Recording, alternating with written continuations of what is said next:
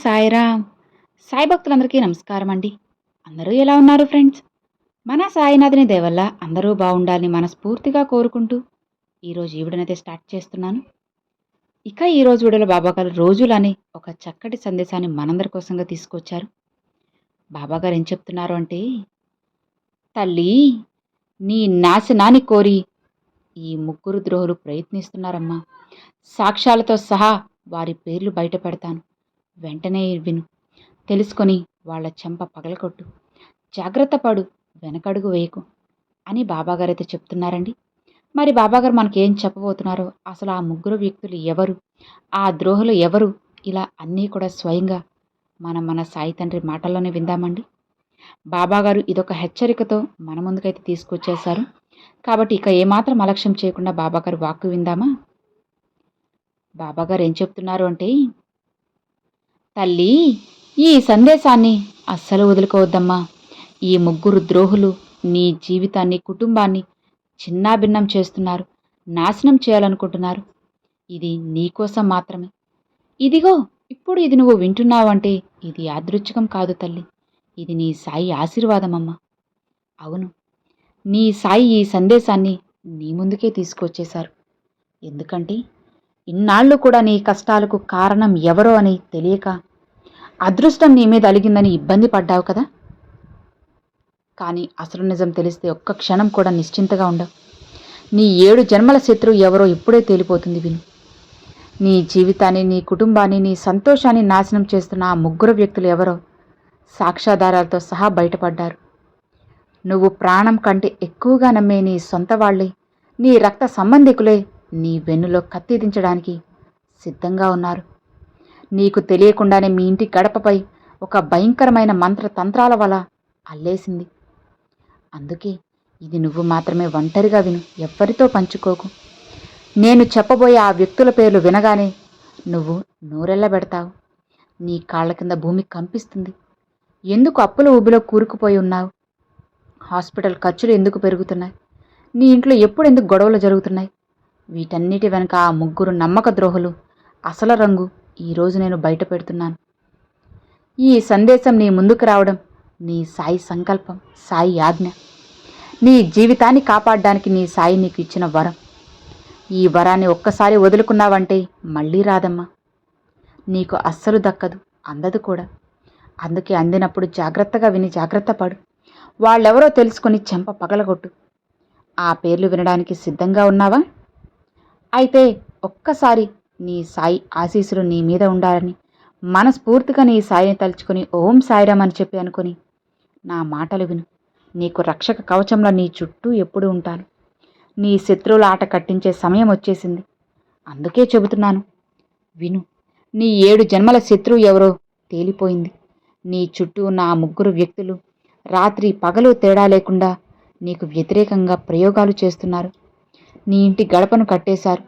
నువ్వు నాశనం అయిపోవాలని కోరుకుంటున్నారు. నీకు తప్పుడు సలహాలు ఇస్తున్నారు. ఎలాంటి దానివి అంటే నీ సొంత రక్త సంబంధికులను ప్రాణం కంటే ఎక్కువగా నమ్మేస్తావు నువ్వు. కానీ అదే బంధువులు నీ జీవితాన్ని చిన్నాభిన్నం చేయడానికి కుట్రలు పన్నుతున్నారు. అకస్మాత్తుగా ఈ సందేశం నీ ముందుకు రావడం అంత చిన్న విషయం కాదమ్మా. సీరియస్గా తీసుకో. నీ చుట్టూ ఒక కుట్ర జరుగుతోంది.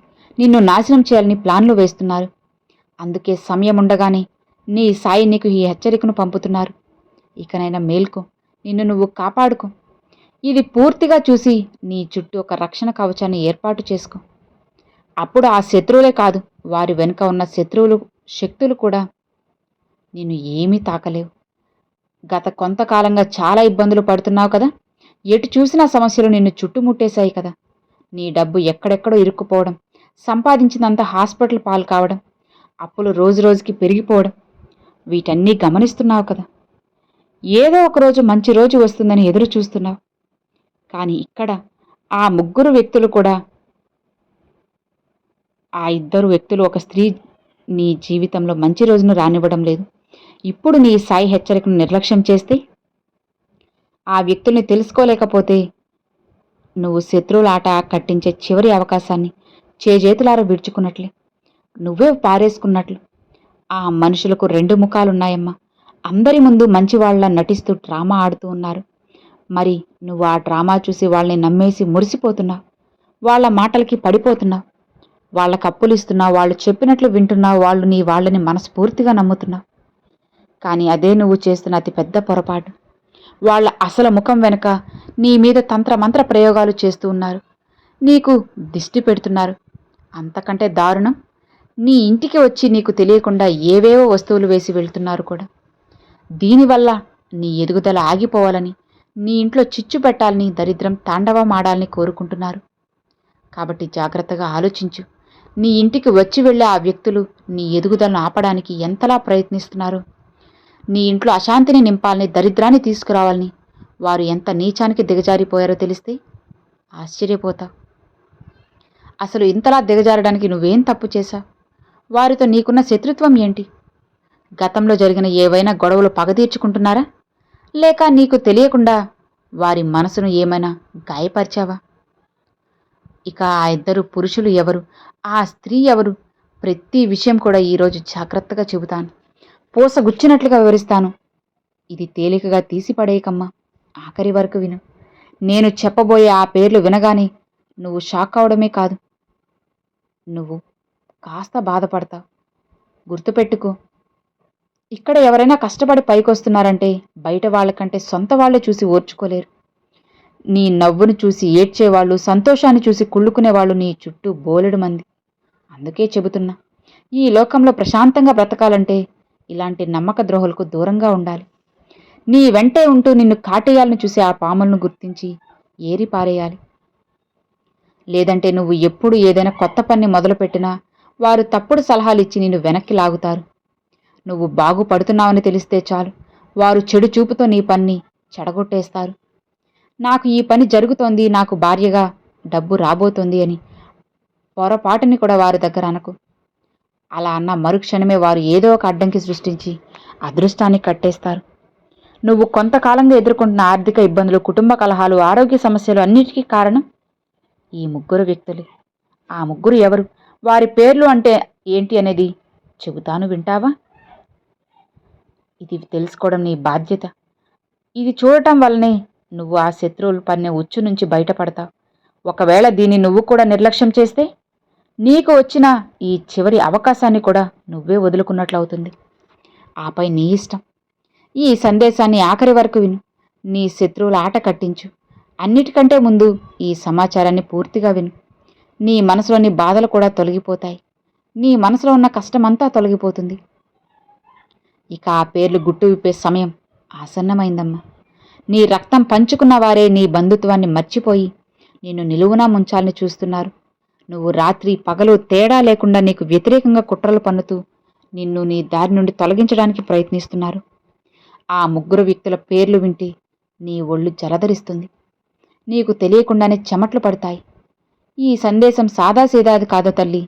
ఇది నిన్ను ఆ ప్రమాదాల నుండి కాపాడే ఏకైక మార్గం. వారి కుళ్ళు కుతంత్రాల వల్ల నీ కుటుంబంలో, నీ జీవితంలో నిప్పులు పోయాలని చూస్తున్నారు.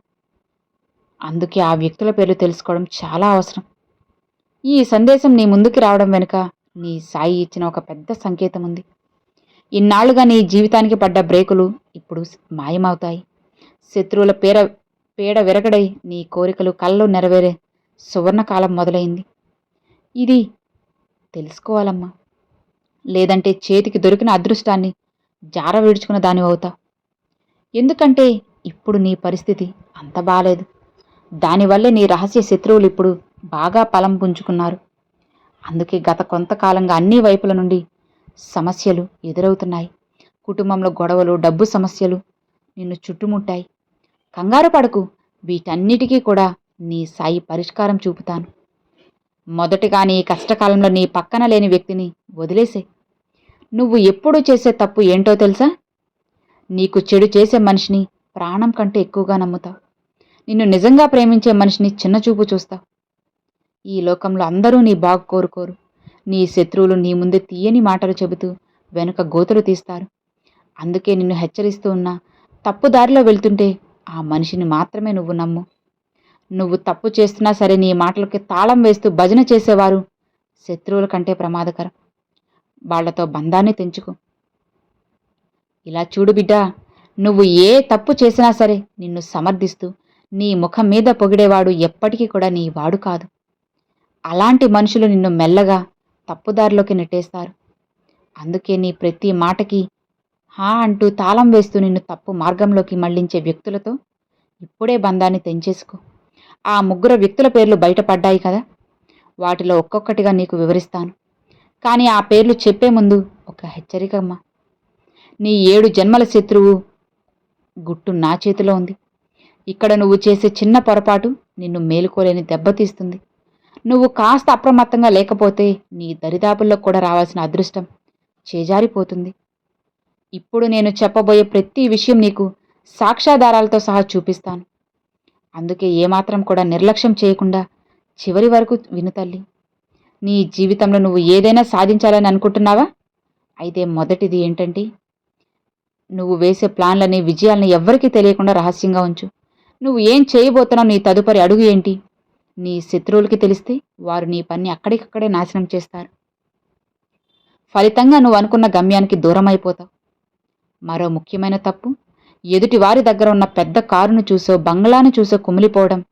నిజానికి నీ దగ్గర లేని వాటి గురించి నువ్వు బాధపడ్డం.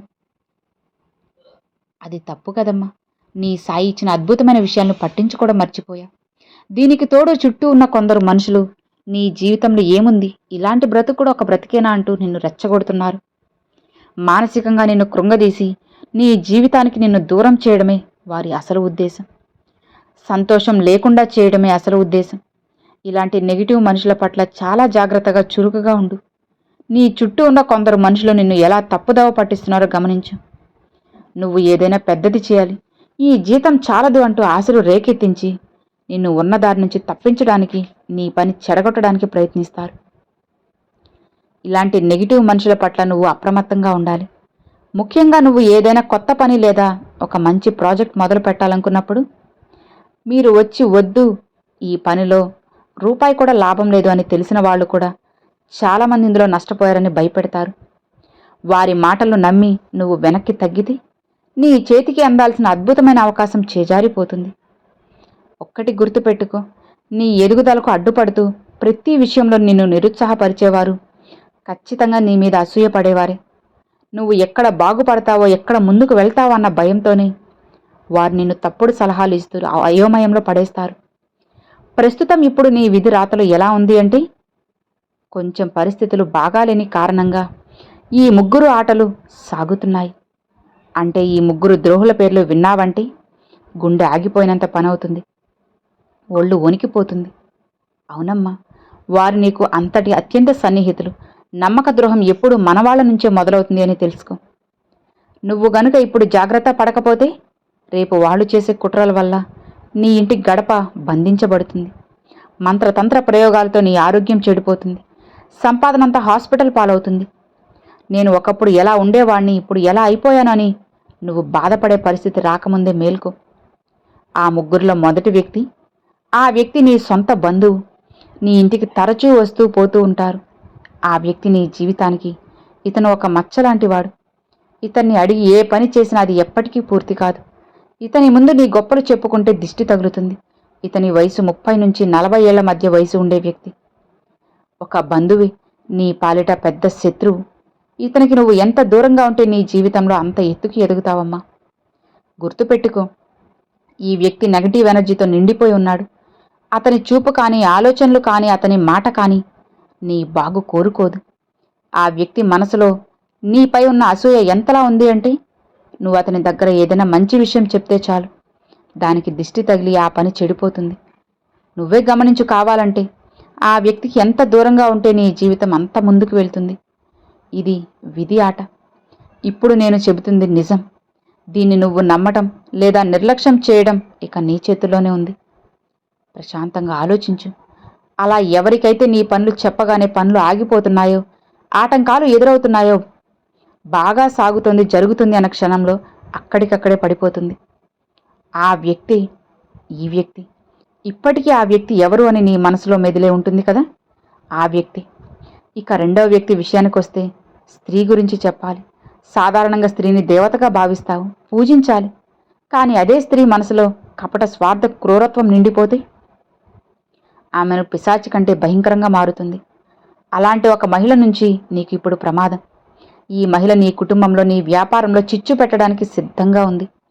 ఆమె ఆలోచనలు నీ మీద పగ తీర్చుకోవడం పైనే ఉన్నాయి. గతంలో నువ్వు చేసిన ఏదైనా చిన్న హాస్యం లేదా అపహాస్యం ఆమె మనసులో ముళ్ళులా గుచ్చుకుంటుంది. అప్పటి నుంచి ఆ పగను పెంచుకుంటూ నీపై రకరకాల ప్రయోగాలు చేయడానికి వెనకాడడం లేదు. నీ ముందు ప్రేమగా నవ్వుతూ మాట్లాడుతుంది. లోపల నీకోసం విషాన్ని నింపుతుంది. ఈ మహిళ ఇచ్చే వస్తువులు కానీ, తినుబండారాలను కానీ పొరపాటున కూడా తీసుకోకమ్మా.